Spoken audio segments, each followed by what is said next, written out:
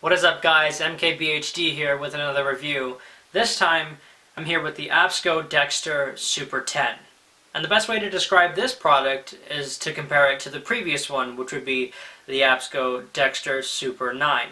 So here's the full review and everything that's different from its predecessor and everything you need to know. So first, let's talk about build. In terms of build, it's very evident that it's very much an S year for Apsco.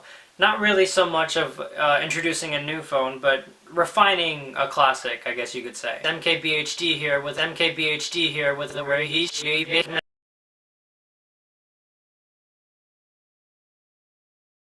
That being said, there are a few changes in the design department. First of all, it's been a lot more rounded.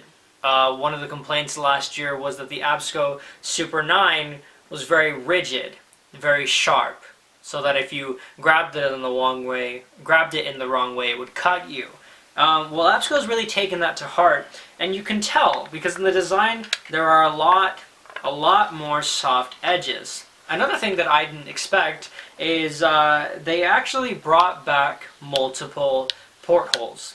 So, as we know, the Apsco Super 8 was by far one of the most incredible pencil sharpeners of all time. In fact, there was even a movie created about it. If you haven't seen that, link in the description below. But Steven Spielberg did a great job. Anyways, the Apsco Super 9 was not as revered.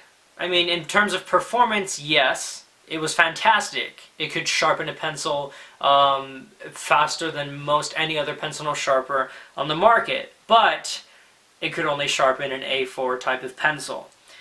But now, Apsco's got the best of both worlds. You see, because now they have multiple portholes, which is fantastic, because especially if you're like me and you're on the go, you never really know what size pencil you're going to be sharpening.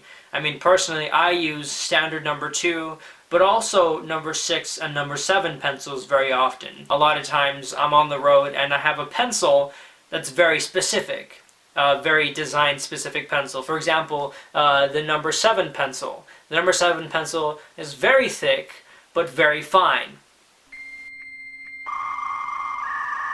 And with a regular pencil sharpener, you're just not going to be able to charge it or to sharpen it on the go. Another big change in the design department is now this thing is completely IP68 certified, which means that it is dustproof and up to 1.5 meters, it is waterproof. And let me tell you, this has been one of the sleeper hits in my book, because it's not something that you necessarily would think, oh, this is fantastic, but it is very convenient, especially on days where it's raining and I want to shoot outside. I can now, because I don't have to worry about my pencil sharpener getting wet and the internal combustion engine blowing out on me.